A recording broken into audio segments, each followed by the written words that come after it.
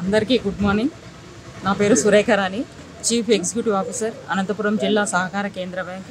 DCO గారు ఈరోజు RTI దానిపైన మనకు ర్యాలీ ఉంది రమ్మని చెప్పడంతో నేను ఇక్కడికి రావడం జరిగింది.